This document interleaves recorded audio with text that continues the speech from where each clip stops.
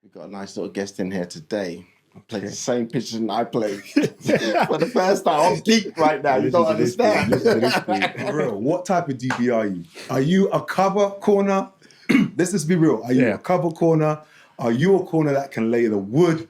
Are you one of those corners that you force a QB to throw to the other side? So, what's your 40? You know, I was going to ask you that. What's your 40, I was going to bro? ask you that. But is that voluntary? It's not voluntary. You're making cheese, bro. He doesn't look how it is. You're making cheese. But the good thing about it is, right, it's now happening. Yeah.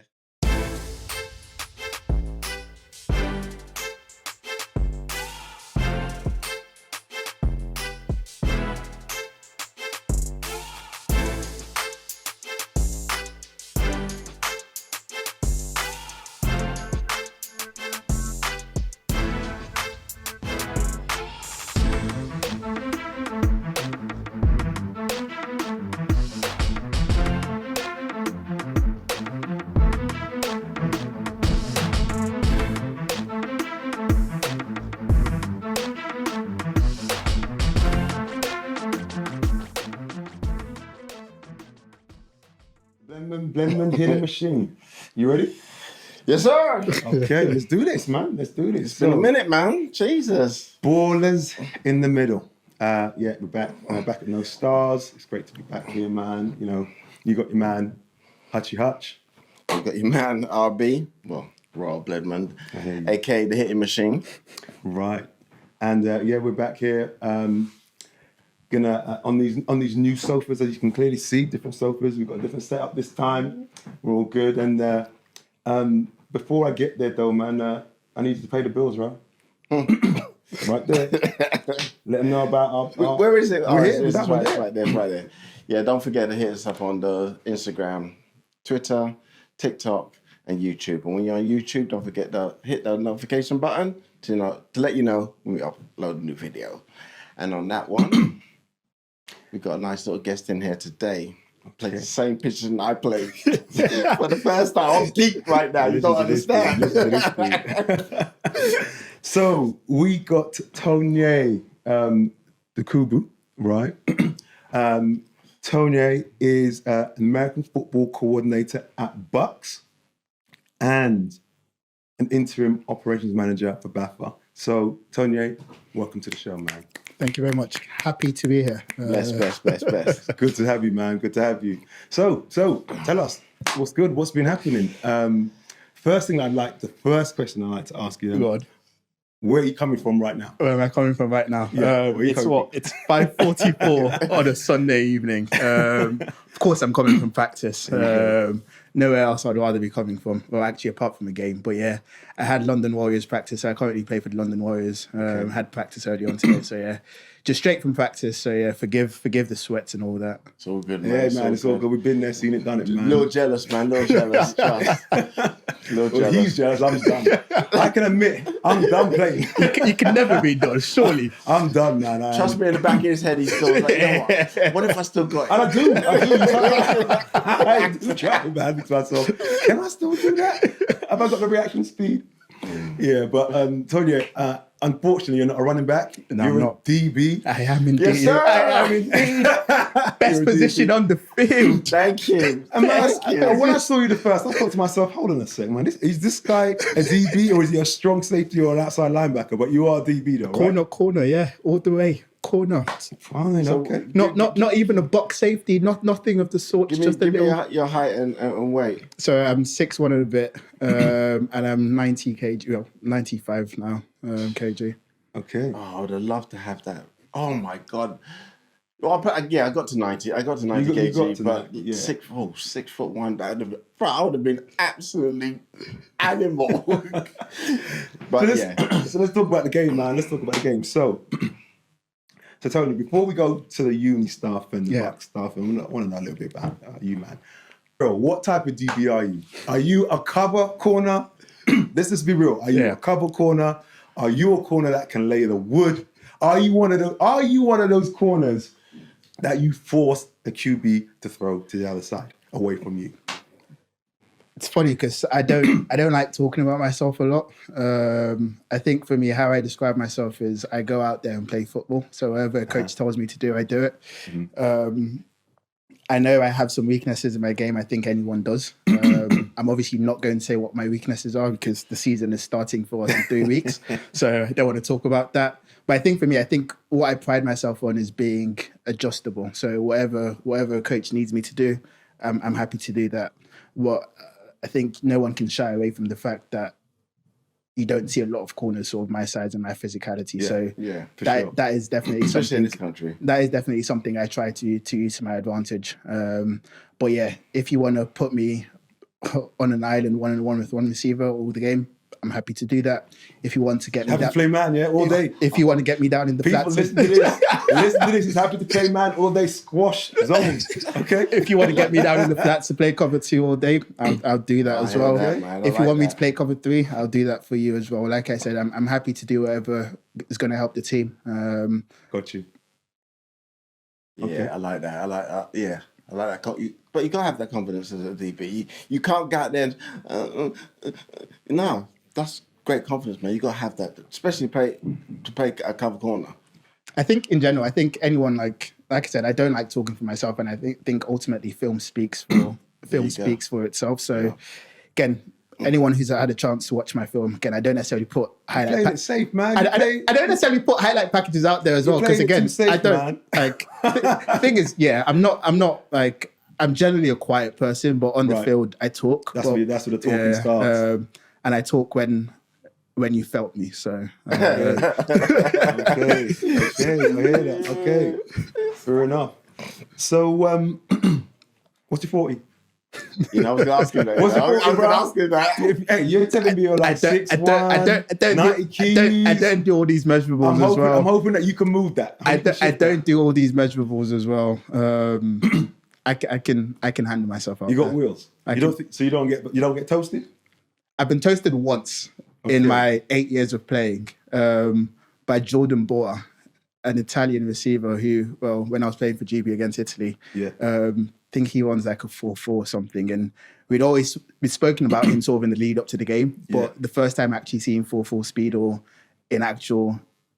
What did he do? Did he turn your hips? Did he turn your hips, or did he just like fly by you? This is my issue. So this is my issue, and like no one likes excuses, and I'm not going to use this as an excuse. But it was 3rd and 2, first drive of the game, 3rd and 2. Yeah. I'm expecting to run. Not even a run. I'm expecting like a nice little hitch, or like an out, just get the first down, keep the chains moving.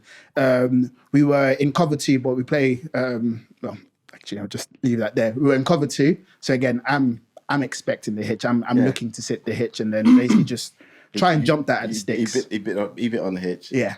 But then he didn't hitch up. It just kept running and I was like, So you can't really say you got toasted because you jumped the hitch thinking it was a hitch. It's hard to tell. If you're going full pelt down to a hitch, it's going to be hard to swing your hitch around to run with it. Yeah, I see what you're saying. I'm going to let you get away with that one because that's not really a burner. No, it was because technically, so I didn't come down to the hitch. I was slow playing, so my pedals were very slow. So I was ready to react to the hitch. So it was slow because again, my technique was a side shuffle basically, so not like a full back pedal. It was more side back pedaling. Yeah, so it was more side shuffle, but to the sideline type technique. So you gave him the inside. He was widening and giving you inside. I gave him the inside. Yeah. And then he just turned on the jets, but it was still an incomplete pass. And obviously I had to give it the no-fly zone, although I had nothing to do with it. Oh, so he didn't catch it? Yeah, he didn't catch it. That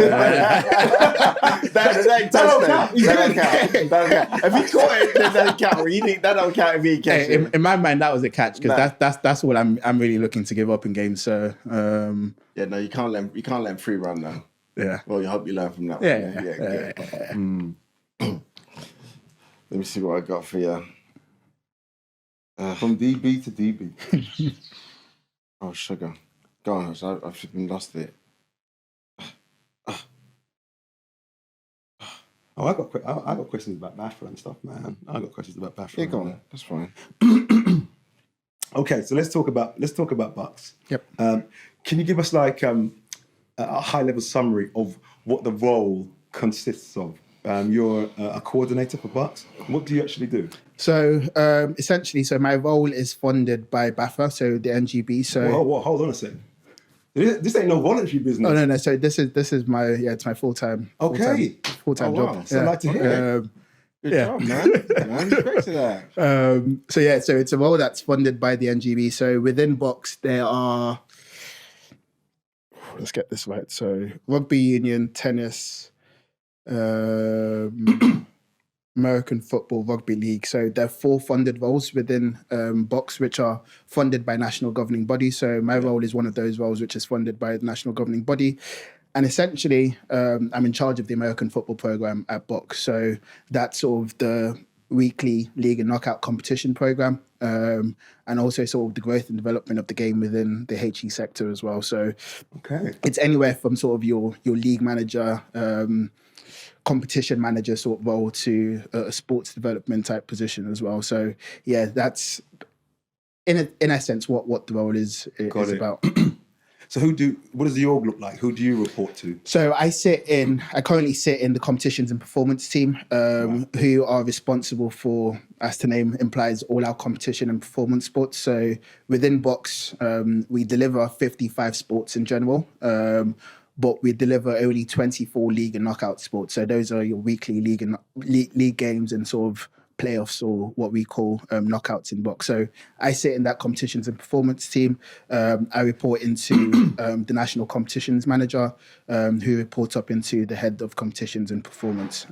So yeah, that's what the org chart looks like at the moment. So how long have you been doing this role then? So I joined BUCS in January 2022, I want to say. Yeah, but I actually joined in a digital role. So I was working on our competition management platform, so BUCS Play.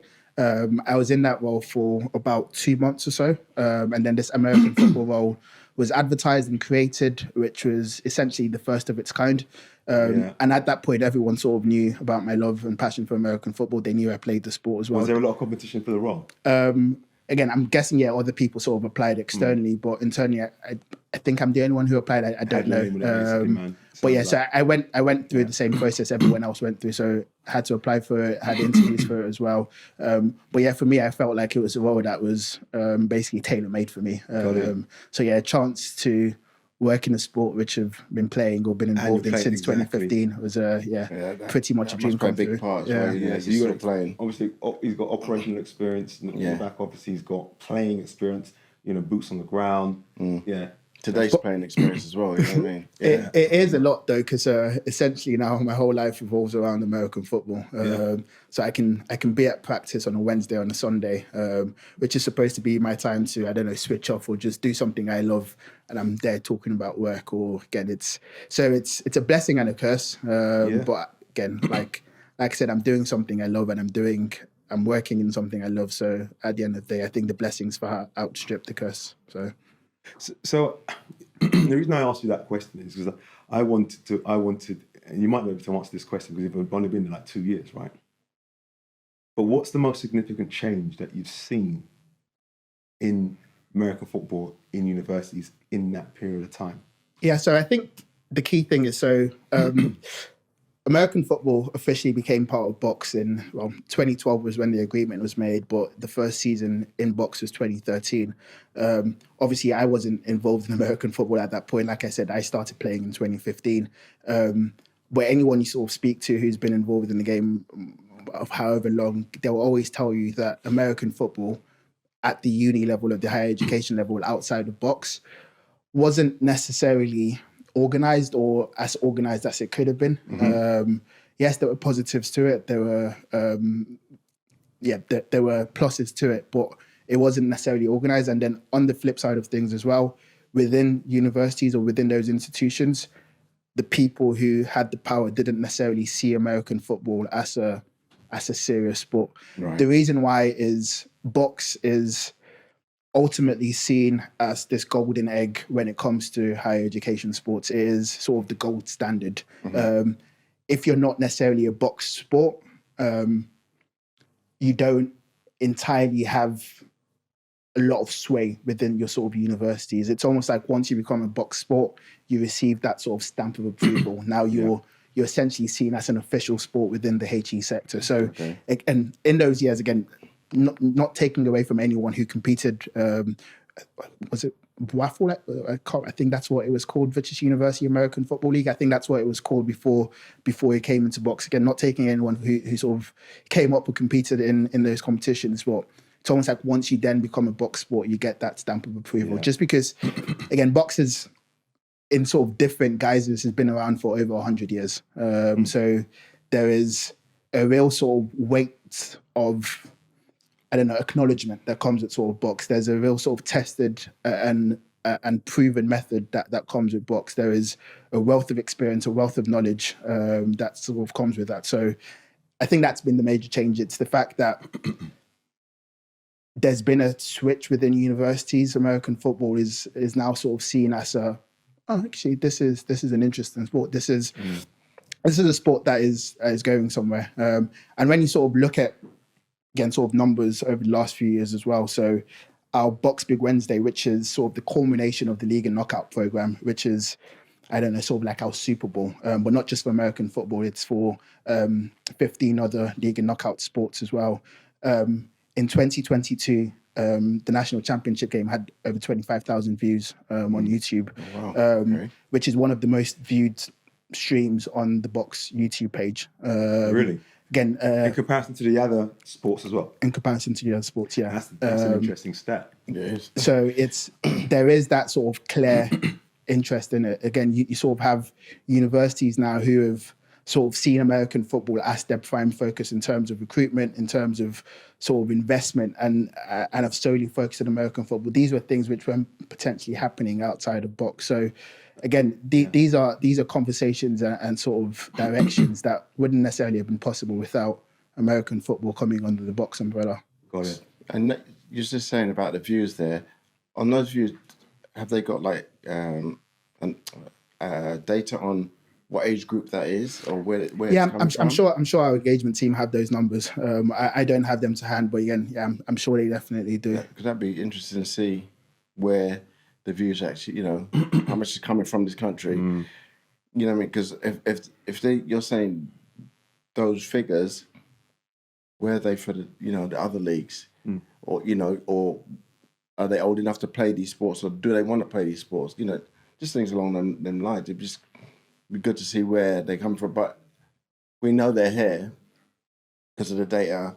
Well, you see the amount of people that go to NFL games. That's. We've been down to Spurs, and you go down there, and it's absolutely jam packed. So we know the fans are here. So why is that league? The university league is doing very well, but why is the other league kind of suffering a little bit? What other league? As in BAFA? Yeah, sorry, BAFA. Look, man, the thing about it is, what Tonye is explaining to us about American football, that now being part of box. They have just been now got that rubber stamp. They've now been amplified. They've got the funding behind it. I'm now starting to get it. For me, the penny's starting to drop in regards to these rumours about where BUCS is going with regards to where the communal game is going. Yeah. Do you know what I mean? There's structure. Box. I was about to say that. Yeah. Box equals structure. Yeah. Box equals strategy. Box. You know what I mean? Box equals funding. And those things have been a problem for years. For BAFA. Right. Another reason why we're glad to have you on the show. Yeah, I think it's because. Sorry, go on. Sorry. It's because I want to ask you the differences that you see. In BUCS in comparison to BAFA. When you're playing at I know you was at the Blitz and you're now at the Warriors. But from an organisational perspective, from a support perspective, from a structural perspective, what are the differences? So I think it's an interesting one because again, so one of my roles as well. So as you said, so I'm currently also the interim national program operations manager for BAFA as well. So I do work for BAFA as well on sort of a part-time basis. Sorry, that's for the national programs, isn't it? So So yeah, I do technically work for BAFA as well on a part-time basis. But I think Is that voluntary? so. It's a part-time role. So But is that voluntary? it's not voluntary. You're making cheese, bro. He doesn't look how it is. You're making cheese. But the good thing about it is, right? It's now happening. Yeah. And I think now happening. that's the key thing. So it's BAFA for a long time has been an NGB sort of run by volunteers and through volunteers. Yeah. And I guess the thing is, there's only so far you can fully go with that. Exactly. And it's not necessarily anything to do with BAFA or BAFA's fault necessarily. It's the fact that there's been, again, for however long, we've not, as an NGB, we've not received any governmental funding. There's been no funding from UK Sport England. Everything which goes into BAFA or is supposed to be used to run BAFA is coming from people who are participating and playing in the sport. That sort of limits what you can do as an NGB. And the other thing to sort of focus on as well is, I think anyone you speak to at BAFA will tell you this as well, an NGB shouldn't necessarily be running a competition. Sorry, so just for the folks, what's NGB? So national governing body. Right. An NGB shouldn't necessarily be running a competition. Yeah. I think that sort of create sort of issues and sort of obstacles which are sort of difficult and hard to navigate. If you look at association football, for example, so soccer, the FA don't run the Premier League. The FA are the NGB, but they do not run the Premier League. There is a different competition provider who runs the Premier League. Yes, the FA sanctions soccer in the UK, but they're not responsible for running a competition, which ultimately I think is where BAFA are trying to get to. But like I said, going back to point one, it's an NGB which was historically predominantly run by volunteers. So again, it's very limited in terms of what you can do. So when we look to professionalize the sport, when we look to professionalize our NGB, the plan and the hope, hopefully, is to take the BAFA national leagues away from BAFA, the NGB, to an external competition provider who is then able to run and deliver that competition, which is ultimately what you have with BUCS. BUCS, yes, you said its structure is funding. BUCS, in essence, is a competition. We are a competition provider, although we do have separate arms. My team, competitions and performance team, what we deliver is a competition. Our competition is sanctioned by the NGB, BAFA, and that's essentially why it works, because yes, there are rules and regulations which BAFA set dictating how the game's going to be played in the UK. But ultimately, as a competition, we set our competition rules as well. So that is sort of the distinction there. It's tough for a national league to be run by the NGB. And I think that's, I guess, been some of the obstacles with it as well. But ultimately, it comes down to funding. And that's been the major obstacle there. So 100%. with funding, a lot of things are sort of solved. And that is actually in line, what you're saying is actually in line with what Pete Ackley's told us on without the doubt. first podcast that we had with him. Jim's said something that's pretty much in line with that as well. You know, there's hundreds and thousands of players that have been funding and been putting into BAFA for years, and they're not seeing anything coming out. They're not seeing the league grow and progress, and they're asking the questions why. Where's all this money gone, sort of thing, and not really understanding that it was a bunch of volunteers that were running this. Yeah, and volunteers only go so far. They don't know that. At the end of the day,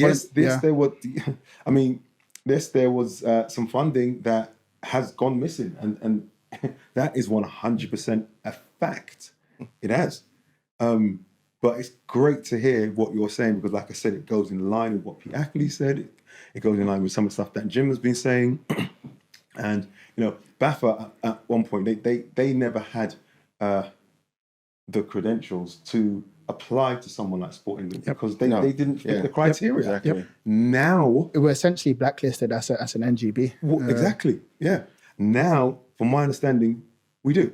Yeah, so I think there's been a bid, or I think we've been invited to sort of put a bid or an application together for Sport England funding, which again, hopefully that's sort of successful, and we sort of see the sort of results come from that as well. But yeah, like you said, these are conversations that a few years ago we weren't in the room, we weren't on the table having those conversations. Like I said, we were essentially blacklisted as an NGB.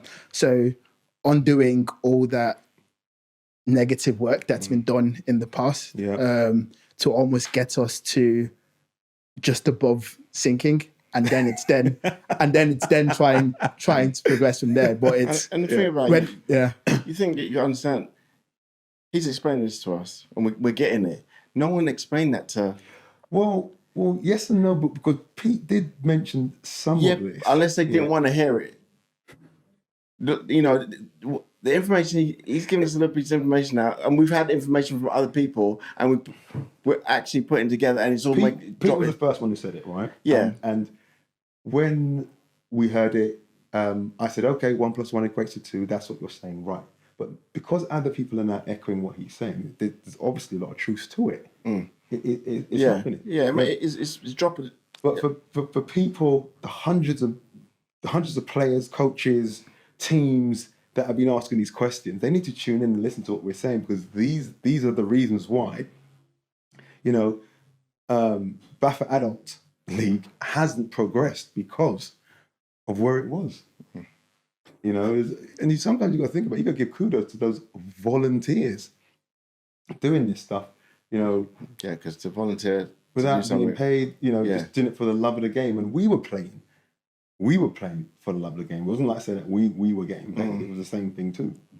You know, and not only that, you know, volunteers, they got other lives, they got their own jobs. You know, their family. You know.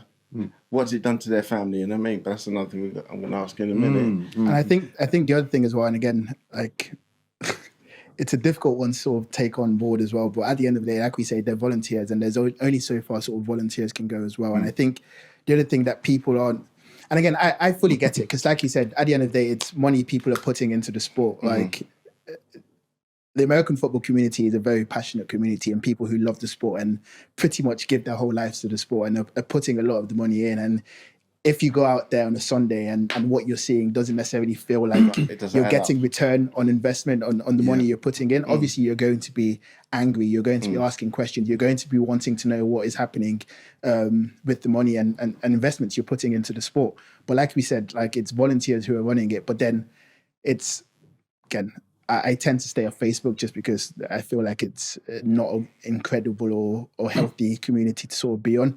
But you sort of see the comments which are sort of directed at... It needs to be corrected, though. This is what I'm saying. It needs to be corrected, because there are answers out there that people don't know. Yeah. You know, some people don't want to hear it, but it's the fact. Do you know what I mean? They need to understand. And I think in general, I think the communication as well, because... So me stepping into my role when I did in April 2022, I think for me, one of the key things I put sort of at the forefront of what I'm looking to do is that communication and visibility piece. Again, I remember when I played in 2015 or throughout my time at uni, and I saw my first few years at Blitz as well. It's, again, I didn't necessarily fully understand BUCS as a structure. I didn't necessarily see where we fit into that picture. First few years at Blitz, again, I didn't necessarily fully understand the wider picture. So for me, going into that role at BUCS, my key thing was communication and visibility. So want to be as open and as transparent as possible in anything I do. And I want to be boots on the ground. I want to be at a game pretty much every weekend until my preseason starts. I want to be out and about, really understanding, what does this look like from your perspective? Speak to me. I want to actually see firsthand experience what the game looks like within the uni level. And at the end of the day as well, I want you to know that this is the face you need to speak to if you have issues, not just some person in an ivory tower somewhere who you're never going to see. This is who you are. This is my number. This is my email. Contact me whenever, and we can have conversations. So geographically, how far up north do you go? How far down south do you go? I mean, so I've been out and about. So hand on heart, I haven't been to Scotland yet in my 2 years, which is something I do need to go. So I've been out to Aberystwyth in Wales. I've gone down to Exeter. I've been up to Newcastle. Been out and about. You need a road show. you need a road show. Yeah. So yeah. So who do you? I mean, it can't just be Tonye by himself. I mean, do you have a team to help try and drive this, or is it just you one? So at the moment it is. So like I said, I do sit in that competitions and performance team. So I guess we sort of work together for the collective in terms of our competition and performance programs. But for American football, currently, it is just me.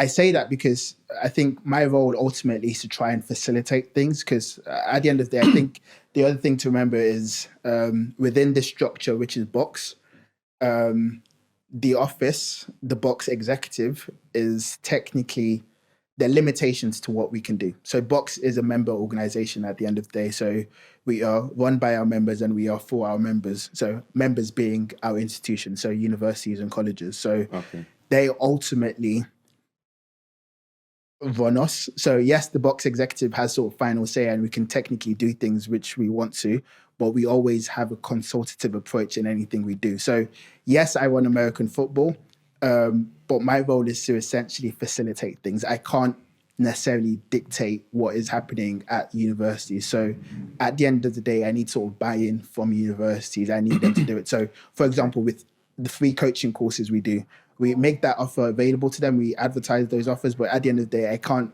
force people to go take up those courses. It's ultimately universities, clubs need to work with me to make it available to their players, to their students. Right. Yeah. So I don't know if you can answer this question, and if you have covered this already, apologies in advance.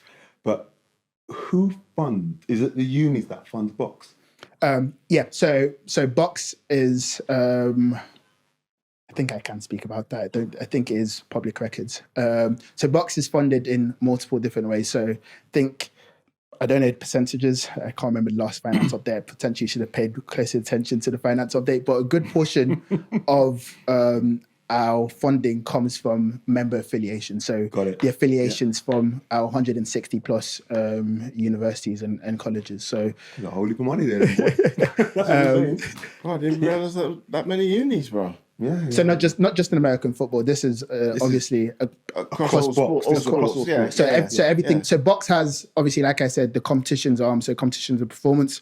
We also have a development arm as well. So sort of just turn up and play participation type program. So so it's competitions, development, and then we also have like an individual events sort of arm. So 160 plus institutions also affiliated as members of BUCS.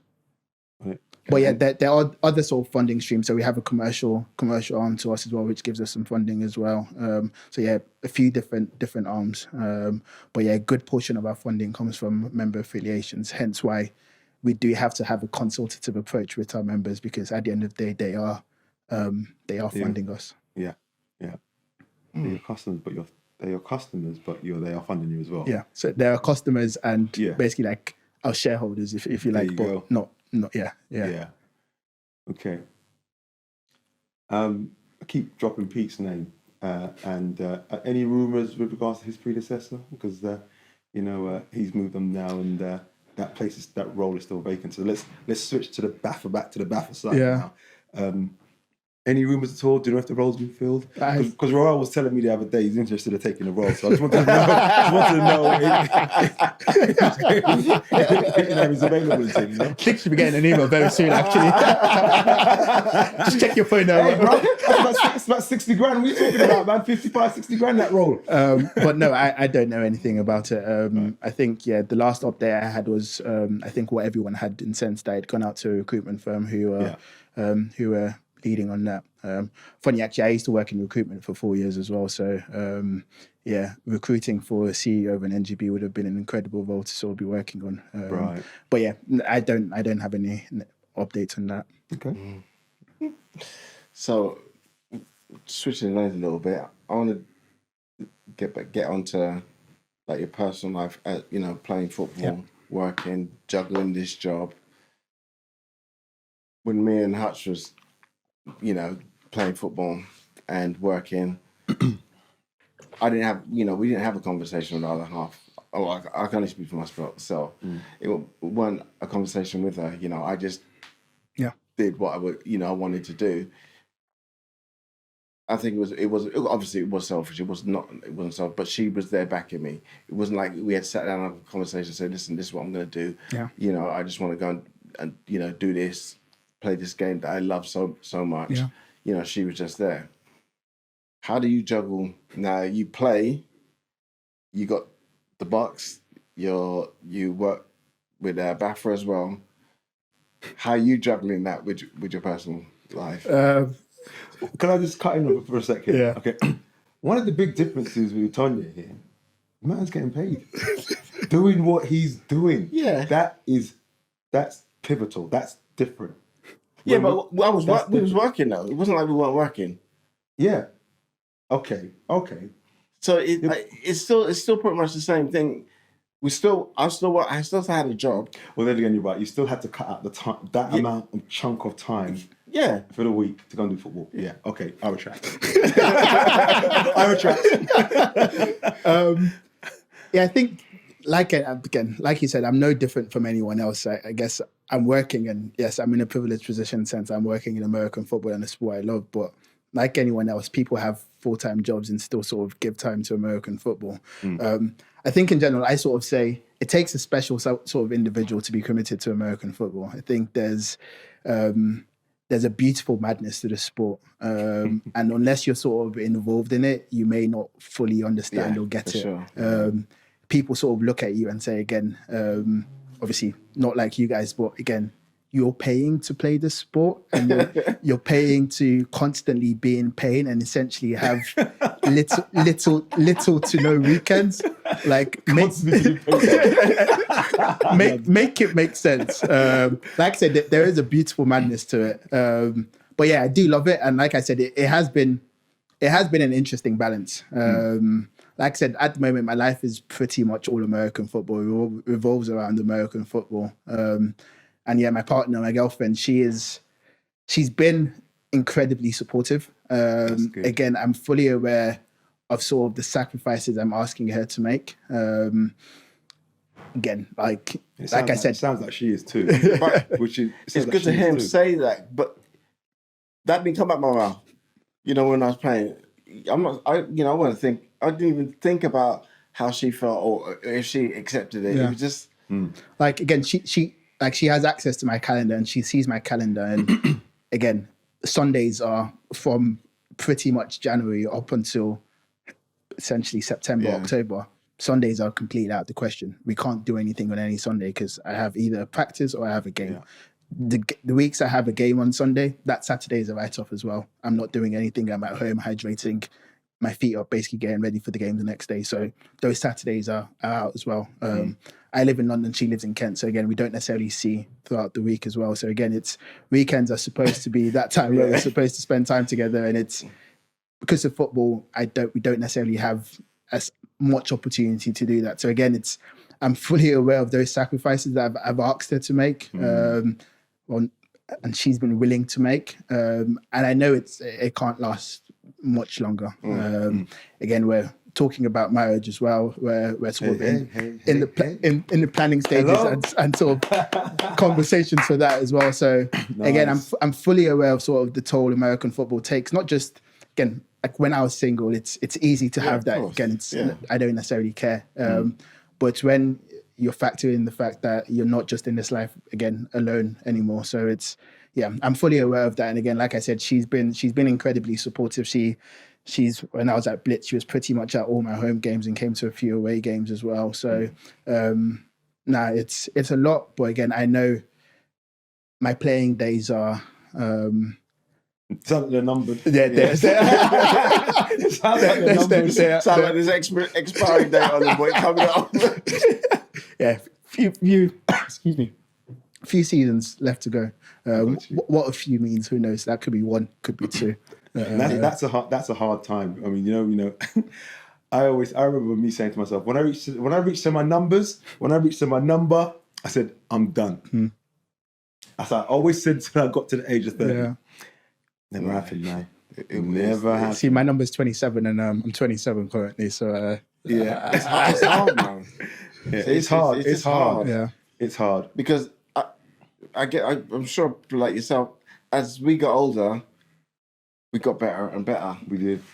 You know, it was just like we aging like a nice fine wine. I got better and better as I got older. Just see the game better, just understand it. And that's exactly it. The knowledge was, you know, you can see what's going on now.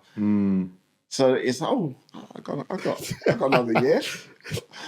But then it does take it. Well, I don't know about you're playing now, but on me, my body was starting to hurt. Yeah. Hurt, real bad. But my head was saying, "No, man, you can still go." But it's funny because my body is probably, touch wood, like the best it's felt like probably throughout my playing career. And the reason why is just, again, I think over the last 2 seasons or so, I've really like made a conscious effort to be getting like massages, getting treatment, like actually making sure I'm looking after my body. And like I say, yeah, shout out to Liz Guide, my masseuse. Yeah, like it's been sport therapist. Sorry, again, like the work there has just been incredible. Like it's body wise, like I feel like the best I've felt since playing the game. For me, like I said, it's just the commitments outside of football. Because again, it's a lot. It's Tuesday classroom sessions. It's Wednesday practice sessions. It's all the time in the gym. It's all the time you're doing extra work outside. It's just pretty much it stacks up. But yeah, and I think for me, I just keep going back to the fact as well. In all my time playing, I've never played in the finals as well. So wow, really? Yeah. So that's the one thing that drastically needs to change. And I won't lie, I'm going to keep playing until that can be rectified. You're in a good place now. Well, you're in a good place now to get into a final. Yeah, for sure. Yeah. Without the Warriors. Yeah, there's a good chance. And I think I think that's fact. I think the environment I'm in now, I think winning is the only option. They got a monkey off their back. Yeah, TA's about to put. He's about to put some work in. So yeah, they got a monkey off their back because they've been done twice now. Yeah, by the Titans, and and I think last year's game could have been a lot closer. It was just, Well, it was closer than the first one. Yeah, but it was still their silly mistakes that kind of changed within the game. Titans played. I'm not saying Titans are good. Titans played a wicked game. They played a good game, man. Yeah, I know, but I'm saying it's just their attitude. Okay. Yeah. Their attitude is what hurt them. The talent's there. It's their attitude. You know what I mean? And that's what made them make those silly mistakes. London teams have always been like that. Apart from the Blitz, right? Apart from the Blitz, when I was at the Blitz, when I was at the Olympians, that was again. Yeah, but we talked the talk and we walked the walk. Yeah, we walked the walk, but we still had that issue. Yeah. We still had that issue. That issue is still here today. You know what I mean?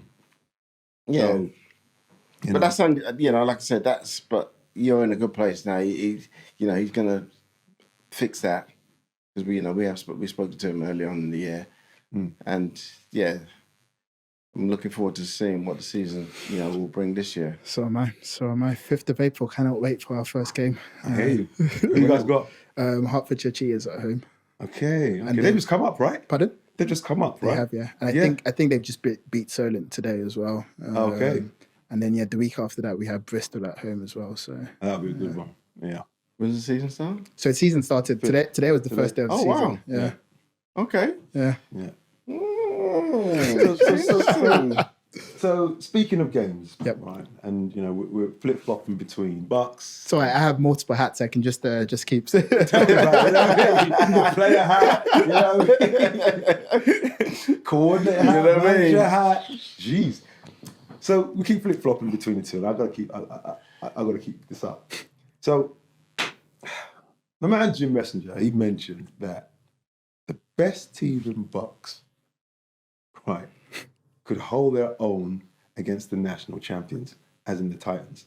And when he said that statement, right, if we were in the studio and he said that statement, I would have done this. Right? And to me, that doesn't add up at all. Right? Yes, he mentioned about there's an influx of US players, international or European players, American players, and let's just be real, they do make an impact. It's just as simple as that. They Of do. course they do. But what's your spin on this, Tonye, man? What is your spin? Because Jim has been around BUCS. He's been around BAFA. You know, he's a seasoned coach. He's done it. He's worked on the board for BAFA. You know, he's seen it and done it. But for him to come out with a statement like that, there must be some truth behind it. I'm not convinced.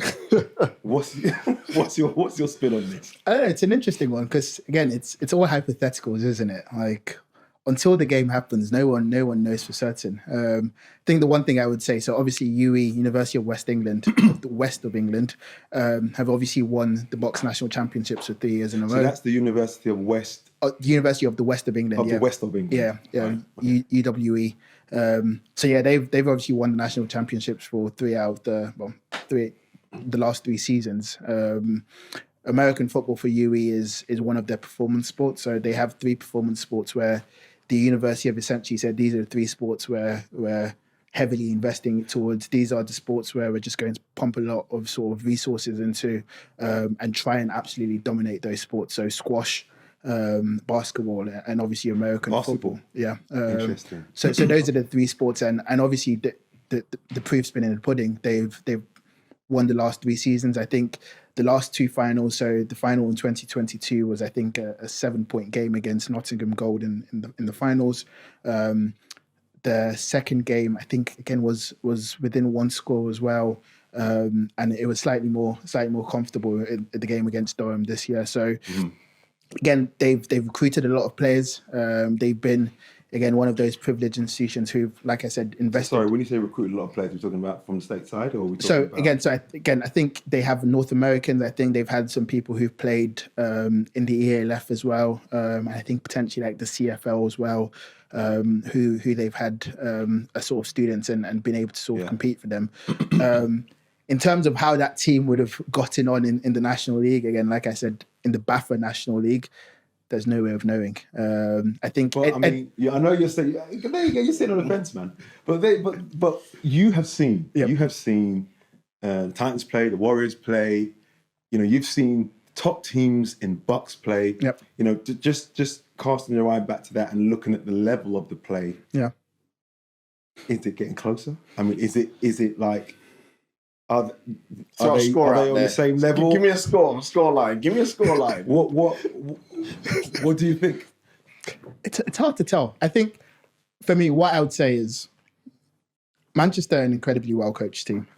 They have some really great coaches who I've sort of come across as well. So I've never played Manchester. They've got some great players there too. I've never played Manchester in an actual game. But I know their coaches and I know a lot of their players from sort of the GB setup as well. So yes, they have incredible coaching staff and some absolute ballers as well. Again, I've seen you play on multiple occasions. I honestly can't. I can't say. I think in terms of incredible matchups everyone would love to see, I think anyone would love to watch that game. I don't think it would ever happen. Again, these are just hypotheticals we're throwing out there, but I have no idea in terms of what that result would look like. It would be a good game of football for anyone to watch, I would say that. Okay. Well, you know what? He just don't want to say that. He's sitting on the fence, man. He's just sitting there hard, you know. And he's not even rocking. He's just sitting there. His feet up. Yeah, he's swaying hard side. Man, plotting hard, but he don't even sway. The fence is comfortable. Yeah. You're balancing real good, bro. We have to go and have a look. It's just we did say that to Jim. Jim. Invites now. Yeah. We've got to go and have a look, and we've got to. Yeah. You know. Definitely. I think we've got to show have our own opinion on this. Yeah. So I think so. We're hearing this message too often now. Yeah. Too often. So we're in the works of trying to get a national league for BUCS next year, which hopefully should be sort of elevate sort of our competition to the next level. So if that's going to be the elite teams. It is. And how that's been calculated. So the teams who have been selected for that have been calculated based on their BUCS points over the last 3 seasons. So BUCS points, just to explain. So league points for American football, you get 2 points for winning a game, 1 point for obviously drawing, and nothing for losing. Based on your final league position, there are box points which you get based on that. So I don't know the exact numbers now, but I think so. In the Premier North and Premier South, if you finish first, you get 50 points for winning that competition, or finishing first in the Premier North. Finishing second, you get 49, 48, 47, 46, down to 45. Then in Tier 1, which is Div 1, which we call in the BAFA leagues, for winning that league, you get 30 points. Then 29, 28, and then works his way down. So those are box points. Then for the playoffs, so the national championships, national trophy, and the Southern Conference Cups as well, there are points associated with winning those competitions as well. So for winning national championships, I think it's 50 points you get as well. So again, those are your box points. And ultimately, all these box points you get for each of our 24 different sports, and that goes to your university. And there's basically an overall league table for box points, where your university, based on the points they've accumulated across all our league and knockout sports and our events as well, basically puts you on those league tables. So for universities, again, box points matter because universities care about where they are in that overall rank. So Loughborough have been number one on the box table for, I think, the last 40 years. I think Nottingham have been second. That's why they moved the programme.